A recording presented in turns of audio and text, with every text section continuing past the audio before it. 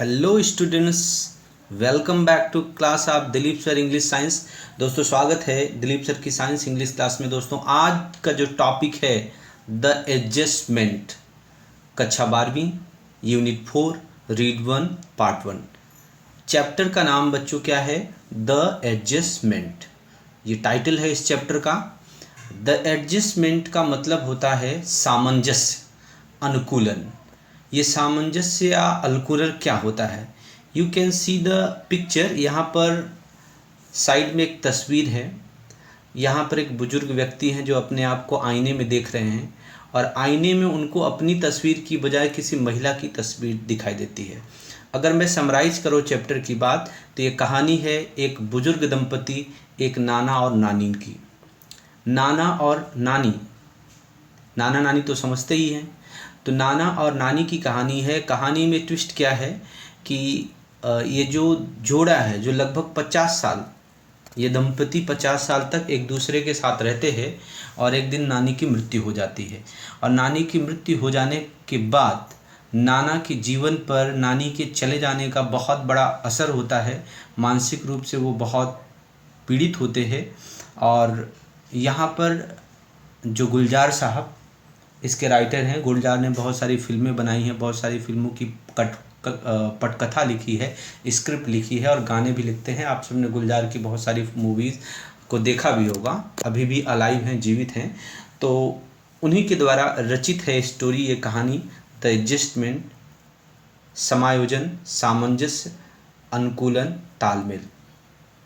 ये सामंजस्य क्या होता है? ये अनुकूलन क्या होता है? अब कहानी क्या है कि नाना और नानी की मैरिज हुई, शादी हुई। दोनों अलग अलग परिवार से आए लोग हैं और कैसे एक दूसरे के साथ, क्योंकि विचार बिल्कुल अलग अलग होंगे, दो अलग अलग विचार वाले, मतभेद वाले व्यक्ति रहते हैं और पास पास में दोनों के विचारों में मतभेद होता है, फिर भी एक दूसरे के साथ धीरे धीरे धीरे एडजस्ट कर लेते हैं। तो वही टॉपिक बताता है द एडजस्टमेंट, अनुकूलन, सामंजस्य। तो नानी के चले जाने का नाना के जीवन पे क्या असर होता है? शॉर्ट में समराइज करूं तो समझो कि इस नाना और नानी जो जोड़ा है, इसकी एक ही संतान है, एक ही बेटी है और उस बेटी का विवाह कर देते हैं और उसके 2 बच्चे हैं। कहानी में ट्विस्ट क्या होता है? वो जो इनकी नाना और नानी की जो बेटी है वो अपने ससुराल में रहती है। तो ससुराल में जो उसका हस्बैंड है उसने दूसरी शादी कर ली है और जिसके चलते वो अपनी पत्नी को अर्थात इनकी बेटी को सताता रहता है। 2 बच्चे होने के बावजूद भी ये बात नानी को अच्छी नहीं लगती है और उस अपनी बेटी को उठा ले आती हैं, दोनों छोटे बच्चों के साथ अपने घर पे, अपने घर में ही रखती हैं। नाना को थोड़ा गुस्सा भी आता है, चिढ़ भी होती है, लेकिन चूंकि नानी जो छोटे छोटे बच्चे होते हैं और उन बच्चों की जो माँ होती कहीं ना कहीं नाना के पक्ष में रहते हैं। यहाँ पर गुलजार साहब ने नाना और नानी के बीच जो छोटे छोटे मार्मिक झगड़े, छोटी छोटी बातों पर झगड़े होते हैं और इनके बीच अथाह प्रेम भी है किंतु झगड़े भी हैं, उन सबको यहाँ पर चित्रित करने का प्रयास किया है। तो धीरे धीरे बच्चे बड़े होते हैं, नाना नानी और बुजुर्ग हो जाते हैं और एक दिन नानी नाना के मरने से पहले ही मृत हो जाती है, चली जाती है इस दुनिया से। इस बात का जो आघात नाना को लगता है, उनकी पूरी ज़िंदगी बदल जाती है, उसको बड़े मार्मिक ढंग से यहाँ पर गुलजार साहब ने समझाने का प्रयास किया है।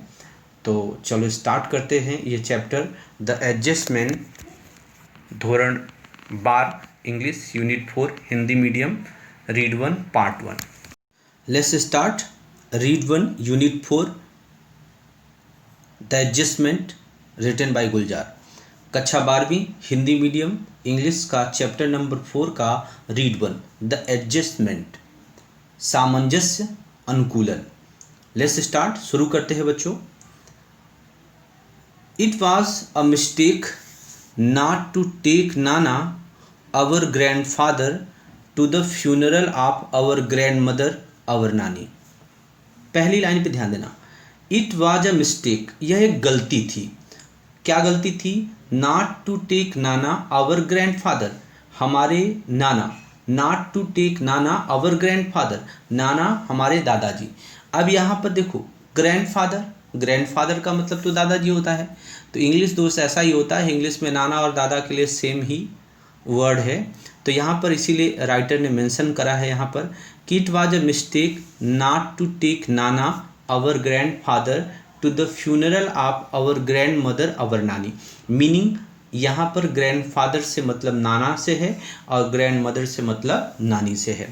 तो it was a mistake not to take नाना, ध्यान देना बच्चों, it was a mistake not to take, it was a mistake not to take नाना our grandmother to the funeral of our grandmother नानी। यहाँ पर writer बताना क्या चाहते हैं, इट वाज अ मिस्टेक, यह गलती थी, not to take nana to the funeral of our nani, यानी नाना को हमारी नानी के अंतिम विधि, अंतिम फ्यूनरल का मतलब क्या होता है दोस्तों, अंत्येष्टि क्रिया, अंतिम संस्कार विधि, अग्नि संस्कार विधि। तो जो मृत्यु के बाद होती है, दाह संस्कार करते हैं अलग अलग धर्मों में, कुछ धर्मों में जलाते हैं, कुछ में दफनाते हैं, कुछ में पानी में बहा देते हैं, जो भी है। तो व्यक्ति की मृत्यु के बाद व्यक्ति की जो अंतिम विधि होती है, अंतिम क्रिया होती है, शमशान घाट में ले जा कर के दाह संस्कार करते हैं, अग्नि संस्कार करते हैं, उसको फ्यूनरल कहते हैं।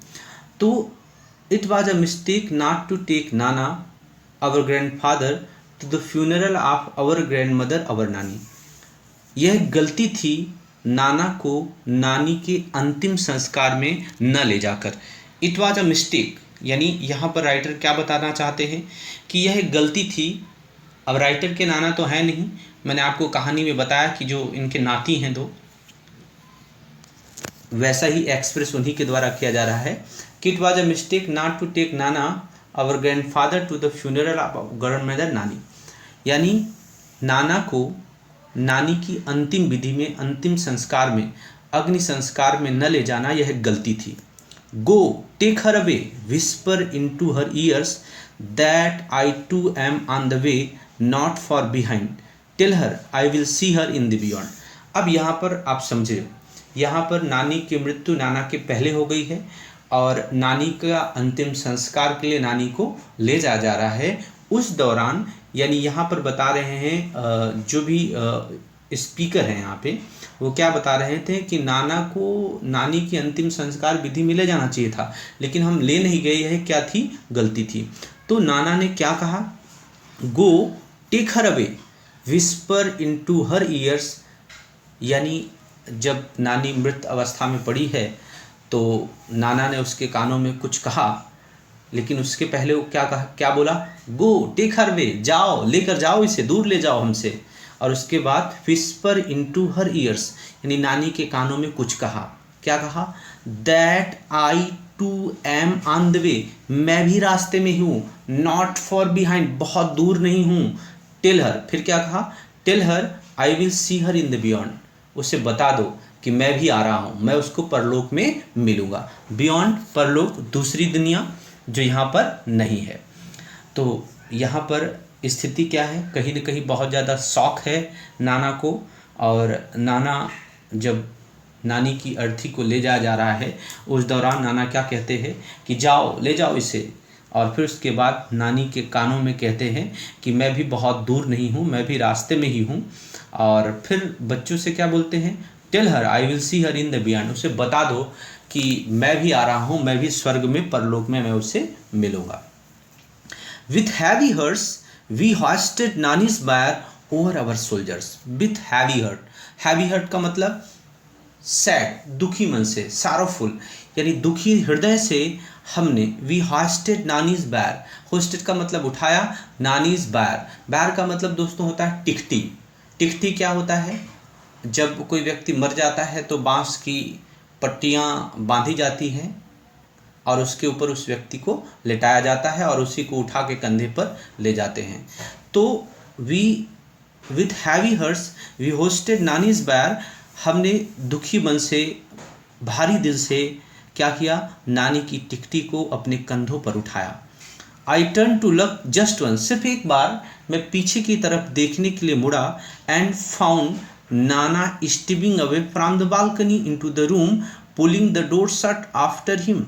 क्या हुआ, I turn to look just once, एक बार मैं सिर्फ पीछे देखने के लिए मुड़ा था, एंड फाउंड, और पाया कि नाना stepping away from the balcony into the room, यानी बालकनी से नाना अपने कमरे के अंदर प्रवेश कर रहे हैं, अपने कमरे के अंदर जा रहे हैं, pulling the door shut after him, और अपने बाद दरवाजे को भी क्या कर रहे हैं, बंद कर देते हैं। बालकनी तो समझते हैं दोस्तों, हमारे घर कमरे के आगे थोड़ी सी जगह छोड़ दी जाती है जहाँ पर हम बाहर निकल के देख सकते हैं। तो फर्स्ट फ्लोर पर ऊपर के कमरे की बात है कि I turn to look just once, एक बार सिर्फ मैं पीछे देखने के लिए मुड़ा था, एंड फाउंड, और पाया कि नाना स्टिपिंग अवे फ्रॉम द बालकनी, नाना को बालकनी से कमरे के अंदर जाते हुए पाया, pulling the door shut after him, और अपने बाद दरवाजा बंद करते हुए।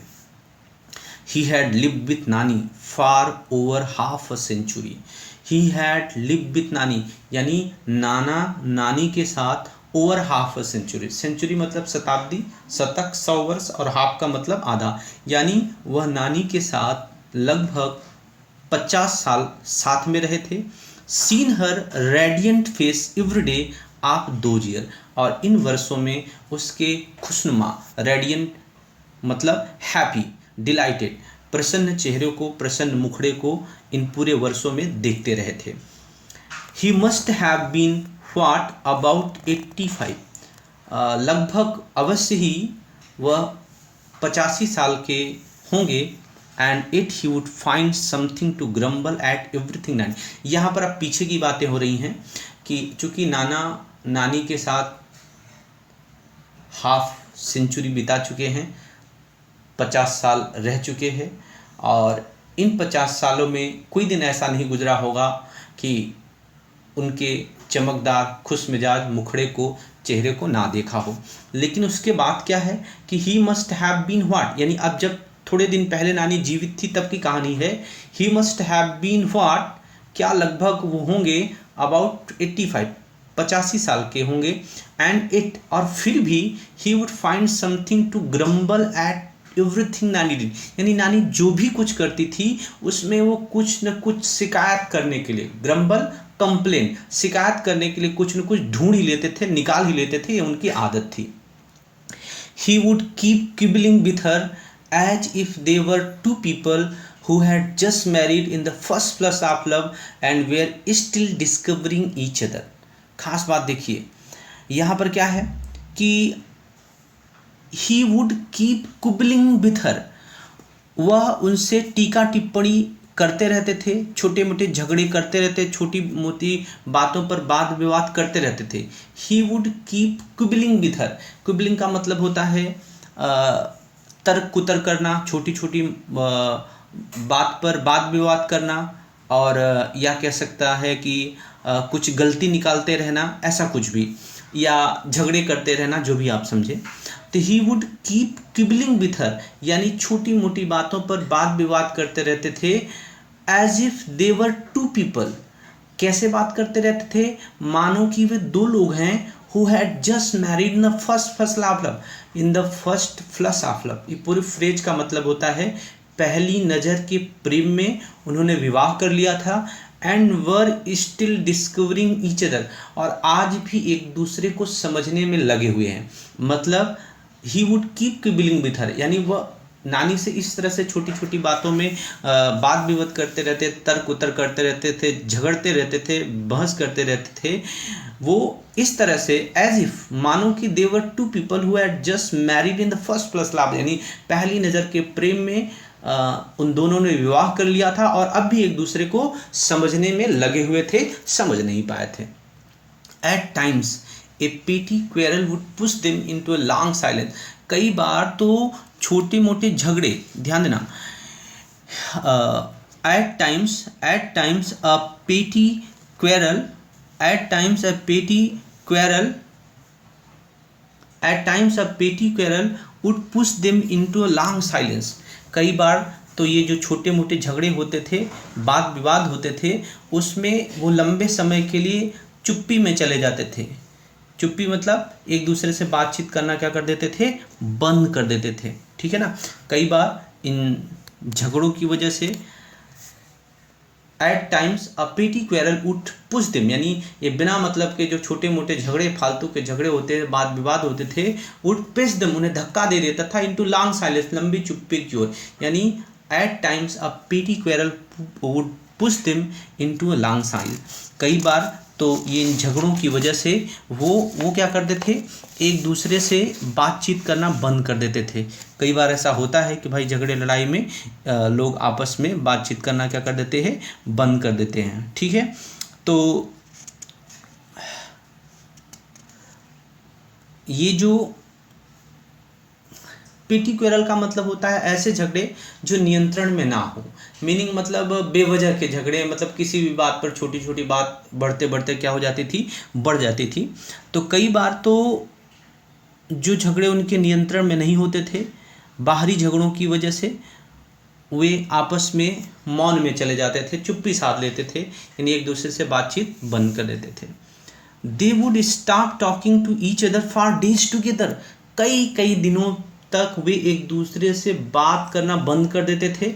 When we would try to intervene, intervene का मतलब इंटरफियर, जब हम बीच में आने का प्रयास करते थे, हम कुछ हस्तक्षेप करने का प्रयास करते थे, all नाना would keep, नाना बस इतना ही बोल देते थे, ताना मार देते थे। It happens son, it happens, ये होता है बेटा, होता है। It takes time to adjust to each other, एक दूसरे को समझने में, एक दूसरे से अनुकूलन, सामंजस्य मिलाने में समय लगता है बेटा। इस तरह से वो क्या कर देते थे, हमारे ऊपर कटाक्ष कर देते थे। ठीक है, क्विप का मतलब कटाक्ष करना है। When we would try to intervene, यानी जब हम बीच बचाव में आते थे, हस्तक्षेप करते थे, तो आल नाना वुड क्विप, नाना केवल इतना ही जो कुल मिला के वो हस्तक्षेप कटाक्ष करते थे कि it happens son, it happens, होता है बेटा, होता है। It takes time to adjust each other, एक दूसरे को समझने में टाइम लगता है। चलिए नेक्स्ट पैराग्राफ पे चलते हैं। इट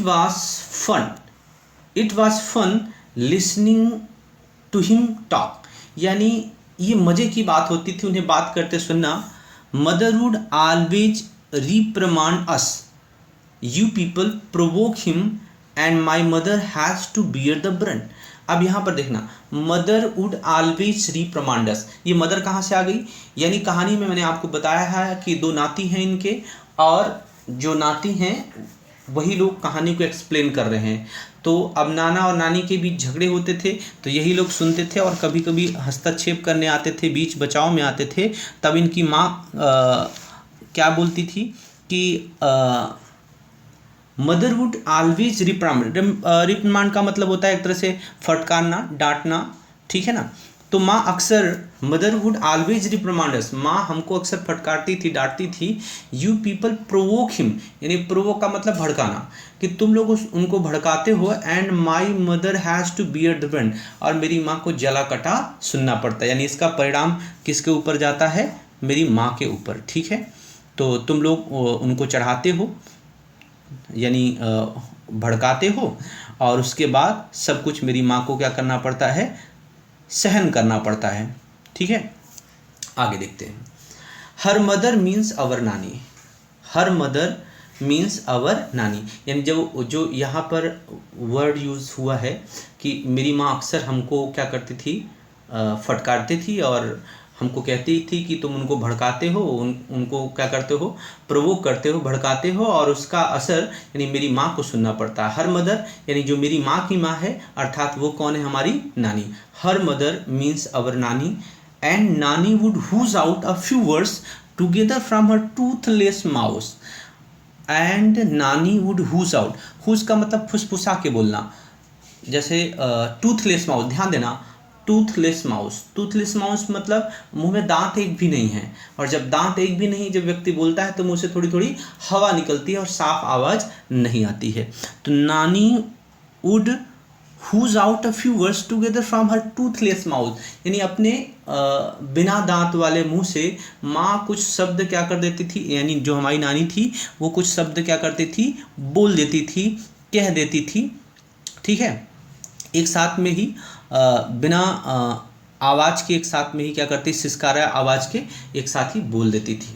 ठीक है, क्या बोलती थी, be grateful that I gave you two grandson, क्या बोलती थी कि एहसान मानो मेरा, बी ग्रेटफुल, मेरा एहसान मानो, that I gave you two grandson, कि मैंने तुम्हें दो नाती दे दिए हैं। Now for the love of God, ईश्वर के प्रेम के लिए जस्ट शट अप, आप चुप रहो। क्या बोलती थी? एहसान मानो मेरा कि मैंने तुम्हें 2 नाती दे दिए हैं, और भगवान के लिए, भगवान के प्रेम के लिए, ईश्वर के प्रेम के लिए, ईश्वर के लिए अब बस चुप हो जाओ। हाँ तो देखते हैं। My brother and I were at a very young impressionable age when our father married a second time. यहाँ पर जो बच्चे हैं नाना और नानी के साथ रहते हैं वो क्या बता रहे हैं कि माई brother and I were at a very young age, मैं और मेरा जो भाई है, मैं और मेरा भाई हम दोनों बहुत ही छोटी उम्र में थे। यंग का मतलब यहाँ पर युवा ना समझना, यंग का मतलब यहाँ पर क्या है कि बहुत छोटी उम्र के थे। इम्प्रेशनेबल एज यानी किसी भी चीज़ का हम पर क्या पड़ जाए, प्रभाव पड़ जाए, इफेक्ट पड़ जाए, उस उम्र थे। When our father married a second time, और जब हमारे पिता ने दूसरी बार क्या कर ली थी, शादी कर ली थी। तो यहाँ पर बच्चे क्या बता रहे हैं कि मैं और मेरा भाई दोनों बहुत ही छोटी उम्र में थे, हमारे ऊपर किसी भी बात का प्रभाव पड़ सकता था, उस उम्र में थे जब हमारे पिता ने क्या करी थी, दूसरी शादी कर ली थी। यानी मैं और मेरा भाई बहुत ही छोटे थे, संवेदनशील उम्र में थे, तब मेरे पिताजी ने क्या कर लिया था, दूसरा विवाह कर लिया था।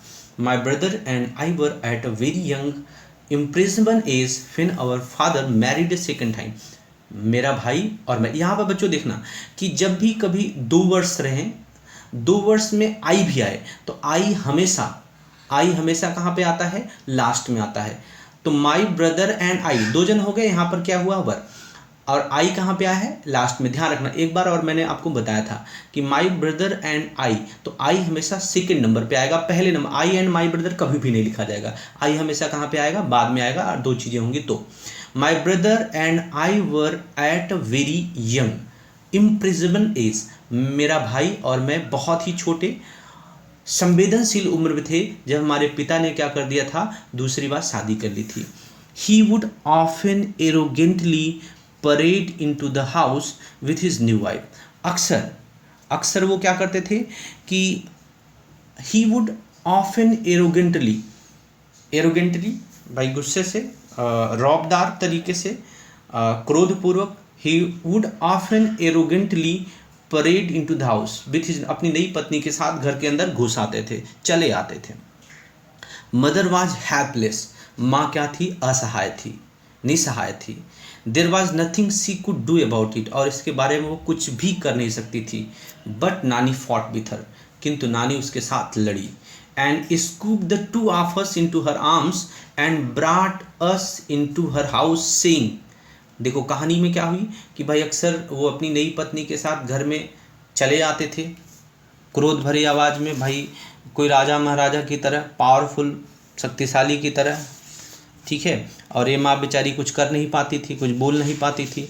तो वही बात कहा कि वो तो कुछ नहीं कर पाई, लेकिन जो मेरी नानी थी उसने क्या किया, वहाँ पे आप देखना। बट नानी फॉट विथ हर, नानी उसके साथ लड़ी। And scoop the 2 of us, हम दोनों को इनटू हर आर्म, यानी उसकी बाहों से क्या कर लिया, गोदी से छीन लिया। And brought us into her house, और हम तीनों को अपने घर में ले आई। सेइंग, यह कहते हुए, you want to rot here, अच्छा यहाँ पर देखना, नानी ने क्या कहा, चूँकि मेरी माँ कुछ नहीं कर पाती थी, मेरे पिताजी ने दूसरी शादी कर ली थी और अक्सर घर में धमा चौकड़ी करते हुए चले आते थे। तो अब नानी ने मेरी माँ की गोदी से हम दोनों को छीनते हुए क्या कहा था, and scoop with us two into her arm, उसकी हाथों में से क्या करते हुए, छीनते हुए उसने क्या कहा, एंड ब्रास अर, छीन कर हमको क्या ले आई, brought us into her house, अपने घर में उठा लाई। और यह कहते हुए, क्या कहते हुए कि if you want to rot here do so, अगर तुम यहाँ सड़ना चाहती हो तो सड़ो, कोई बात नहीं। But I am not letting my grandchildren stay here to get thrashed by their stepmother, किंतु मैं मेरे नातियों को यहाँ पर नहीं छोड़ूंगी। Thrash by their stepmother की, स्टेप मतलब सौतेली माँ, जो सगी माँ ना हो, दूसरी माँ हो, दूसरी शादी कर लेते हैं। तो मैं नहीं चाहूँगी, I am not letting my grandchildren stay here to get thrash by their stepmother, यानी उनकी सौतेली माँ के द्वारा खराब व्यवहार किया जाए, उसके लिए मैं मेरे नातियों को यहाँ पर मार खाने के लिए उनकी सौतेली माँ के द्वारा, थ्रेस्ट का मतलब वही बीट करना, मारना, प्रताड़ित करना, इसलिए मैं यहाँ पर छोड़ूंगी नहीं। But I am not letting my grandchildren stay here to get thrash by their stepmother, मैं मेरे नातियों को यहाँ पर उनकी सौतेली माँ के द्वारा मार खाने के लिए, प्रताड़ित किए जाने के लिए छोड़ूंगी नहीं। If any one got her way with Nana it was नाना, देखो if any one got her way with Nana it was नानी, यानी अगर कोई नाना के काम में, नाना के, if any one got her way with नाना, यानी नाना से अगर कोई काम निकलवाना चाहता था तो इट वाज नानी, केवल नानी ही थी। नाना के पास से अगर कोई काम निकलवाना था तो वो और कोई नहीं निकलवा सकता था, वो कौन थी? नानी। If any one got her way with Nana it was नानी, यानी नाना के पास से कोई काम अगर निकलवाना होता था तो एक और कोई नहीं होता था, इट वाज नानी या नानी होती थी। She would tell it to his face, वह उनके चेहरे पर ही कह देती थी। She would tell it to his face, वह उनके मुंह पर ही कह देती थी। You will regret it the day I die, बहुत बड़ी बात, ध्यान ना, you will regret it the day I die, जिस दिन मैं मर जाऊंगी उस दिन तुम पछताओगे। You don't speak with the mother of these two children, यानी मेरी बेटी से तुम बात नहीं कर, इन दोनों बच्चों की माँ से, अर्थात मेरी बेटी से जो तुम बात नहीं करते हो ना, जिस दिन मर जाओगे तुम उस दिन बहुत पछताओगे। They are also not going to talk to you, और मैं मर गई ना तो ये भी तुमसे बात नहीं करने वाले हैं। You will sit all by your self in the balcony, यानी तुम अकेले बैठे रहना बालकनी में, ठीक है, तुम अकेले बालकनी में बैठे रहना। And bath in the sun and your own loneliness, और बस क्या करना, you sit alone in the balcony and bath in the sun and your loneliness, यानी धूप खाना और अकेलेपन के साथ, विथ योर ओन लोनलीनेस, और अपने खुद के अकेलेपन के साथ क्या करना, पड़े रहना, ऐसा नानी ने कहा। ध्यान दें आगे, नाना वुड से बेयरली ऑडिबली, बड़ी मुश्किल से सुना जा सके, ऐसा नाना कहते थे। I am older than you, मैं तुमसे ज़्यादा बूढ़ा हूँ। You just wait and watch who is going to go first, you or I, बस तुम देखती रहो कौन जाने वाला है पहले, तुम कि मैं, यानी नाना बेरी आर्डर में बड़ी मुश्किल से सुना जा सके। तो इस तरह से नाना क्या कह देते थे।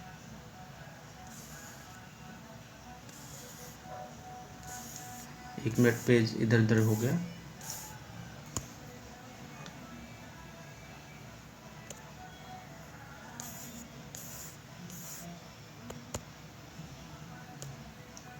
हाँ, तो यहाँ पर नाना बड़ी मुश्किल से बेयरली ऑडिबली ऐसा कह देते थे, जब नानी कहा करती थी कि जिस दिन मैं मर जाऊंगी उस दिन देखना, तुम इन बच्चों की माँ से बात नहीं करते हो, ये भी तुमसे क्या करेंगे, बात नहीं करेंगे।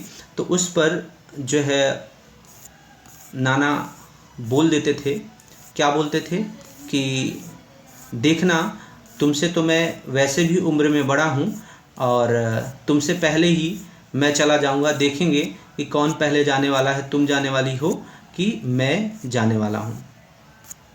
तो इस तरह से नाना नानी से कहा करते थे, कन्वर्सेशन करते थे, यानी छोटे मोटे झगड़े किया करते थे। और नाना अक्सर नानी को यह बोला करते थे कि भाई तुमसे तो मैं ज़्यादा ही बूढ़ा हूँ और देखते हैं कि कौन पहले जाता है। ध्यान दें, अब शी वुड सिंपली से यस यू विल सी, और नानी बड़े साधारण ढंग से कह देती थी, हाँ यू विल सी, तुम देखना, तुम देखोगे, जस्ट वाच, देखते रहो। एंड नानी रियली डिड लीव बिफोर नाना, और ख़ास बात क्या है कि नानी रियली, सचमुच में नानी नाना से पहले चली गई। नाना became all the more irritable now, और नाना अब तो और भी पहले से ज़्यादा क्या हो गए थे, चिड़चिड़े हो गए थे। As if he had lost a wager, और किस तरह से चिड़चिड़े हो गए थे, वैगर का मतलब बिट, शर्त, ऐसे चिड़चिड़े हो गए थे जैसे कोई वो शर्त हार गए हैं। For a few days he took out his अंगर on his food, कुछ दिनों तक तो उन्होंने अपना गुस्सा अपने खाने पर निकाला था, खाने पर अपना गुस्सा निकाल देते थे।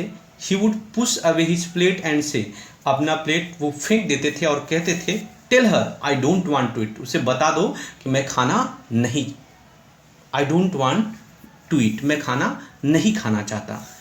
ही imprisoned himself in the bedroom, उन्होंने खुद को एक अपने शयन कक्ष में, बेडरूम में क्या कर लिया था, कैद कर लिया था। We removed a few of nannies belonging to make the livable for नाना but he did not let us cart away नानीज बेड। ध्यान ना, वी रिमूव्ड अ फ्यू नानीज बिलोंगिंग, अब बिलोंगिंग का मतलब होता है की, मालिकी में, यानी जो नानी की कुछ चीज़ें थी, सारी चीज़ें तो नहीं। We removed a few of Nani's belongings, नानी की कुछ चीज़ें हमने क्या किया था, कमरे से हटा दिया था। रिमूव मतलब हटा देना। To make the room livable for Nana, नाना के रहने योग्य कमरा हो जाए, क्योंकि नाना और नानी का एक ही बेडरूम था और एक ही कमरे में रहते थे, इतने सालों उन्होंने रहा था, तो चूँकि उनकी चीज़ें, नानी की चीज़ें रहती तो कहीं ना कहीं नाना को और भी दिक्कत होती, याद आती। इसके हिसाब से तो हम बच्चों ने क्या करा था कि वी रिमूव्ड, हमने हटा दिया था a few of nannies belonging to make the room livable for Nana, यानी नाना के रहने योग्य कमरा बन जाए, तो नानी की कुछ चीज़ें, सारी चीज़ें तो नहीं, कुछ चीज़ें हमने हटा दी थी। बट नाना के but he did not let us cart away नानी, बेड दो दो थे, नानी का अलग बेड था, नाना का अलग बेड था। But he did not let us cart away नानीज बेड, किंतु उन्होंने नानी का बेड हटाने नहीं दिया था। In a dry hollow coarse voice he said, अपनी सूखी खोखली आवाज़ में, खर्राटेदार आवाज़ में, भरभराई आवाज़ में उन्होंने कहा लेट इट बी, इसे यही रहने दो। Where else she is going, where else is she going to sleep, वह कहाँ सोएगी, अगर ये बेड भी तुम उठा ले गए तो वो कहाँ सोएगी। तो बच्चों, इसके आगे की बात हम लोग अगले पार्ट 2 में करने वाले हैं, जहाँ पर हम देखेंगे आगे की कहानी।